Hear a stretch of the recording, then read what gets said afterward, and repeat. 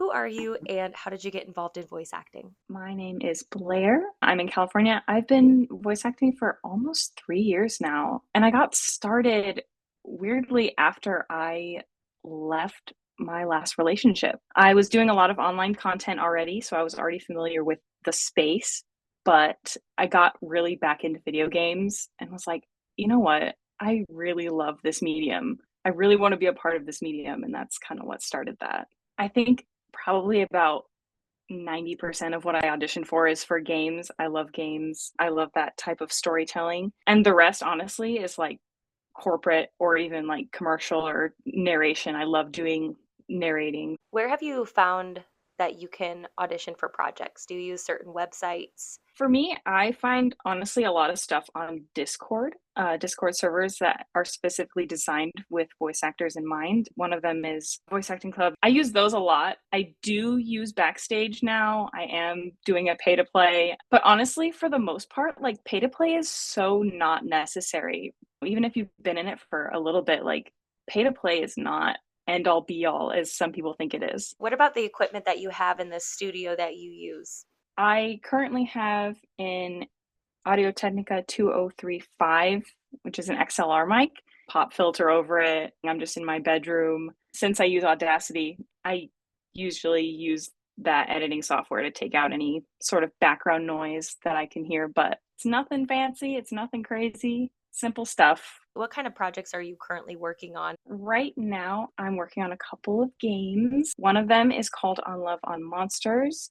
The demo for that is actually coming out in August. I'm very excited about that one. I narrate that game. I think the studio Lighthouse Theory Games is incredible and they're telling a really cool story and I was super excited to be part of it. Another one for me is a game called Soundgrass and their studio is Soundgrass Studios. I went to San Francisco to go to Day of the Devs to go see the dev for that game, to go meet him and see the game. I'm very excited about that one as well. Day of the Devs is the day for developers of indie games. You can see all sorts of cool stuff. It was really amazing. Like they filled up this huge space, 4 rooms worth of like 40 computers of just people displaying their indie games and people going around playing them. The developer was there. You could talk to them.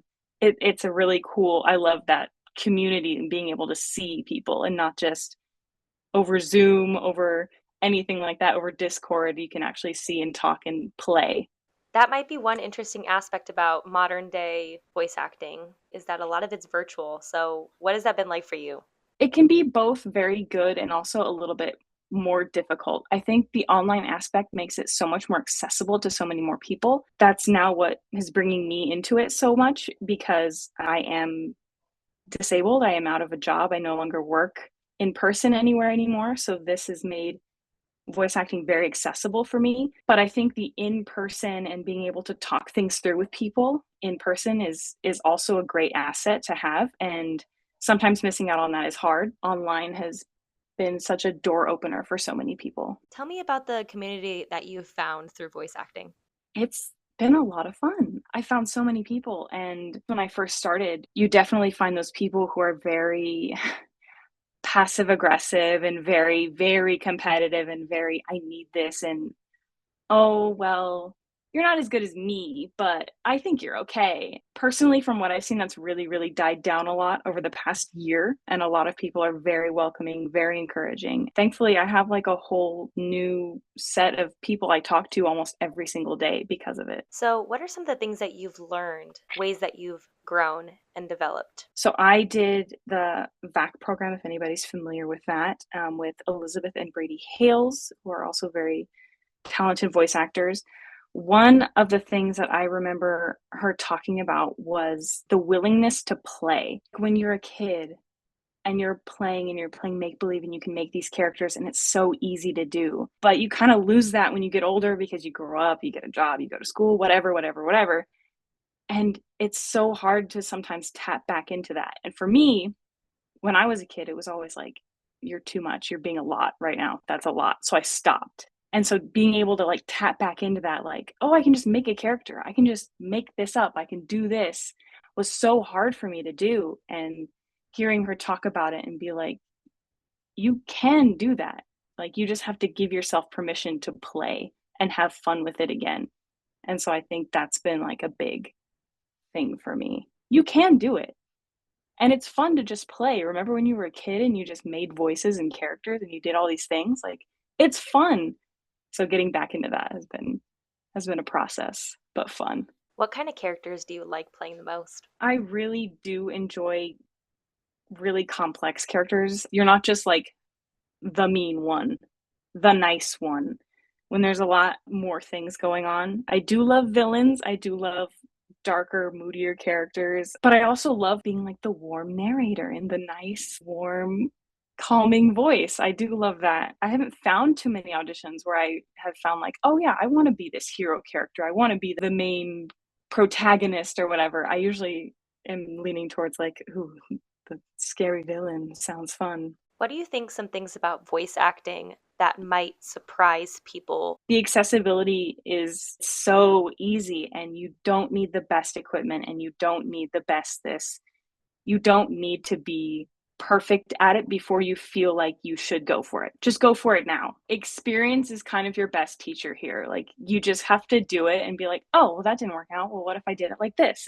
And growing that way is exponential. What are your long-term voice acting goals? I do want to make this my career. I would love for that to happen, especially being that right now working in person jobs is not really an option for me anymore. I'm just trying to find the next thing, the next game, the next project, trying to be involved as much as I can and meet as many people as I can and make connections. What would be your advice for beginners, people getting started with voice acting? Start before you feel ready. Don't try to collect everything you need and be like, okay, I have the best mic, I have this, I'm ready to start. Start, use your iPhone microphone, send it in, try it out. Experience is one of the best teachers, and you just gotta just dive in. And if you love it, and you dive in and you realize, oh man, I don't know, then you've spent no money, you lose nothing. But if you go in with like, okay, I'm fully prepared now, and you do it and you're like, oh, this wasn't what I was expecting, then you spent all this money and there was no good outcome for you. Another thing, you don't need voices. For almost 2 years, I just used my voice. I wasn't trying to make a character, I wasn't trying to pitch up, pitch down, do anything like that. You build as you go. You build and you grow as you go. You're like, well, maybe now that I've done this enough, I can try and expand into this. And maybe now I can expand into accents. Oh, maybe now I can. So start with just one or two little things and grow from there. You don't need to have a whole arsenal with you just to start. Thank you so much for your time. It's been lovely talking to you. Of course, this is so much fun.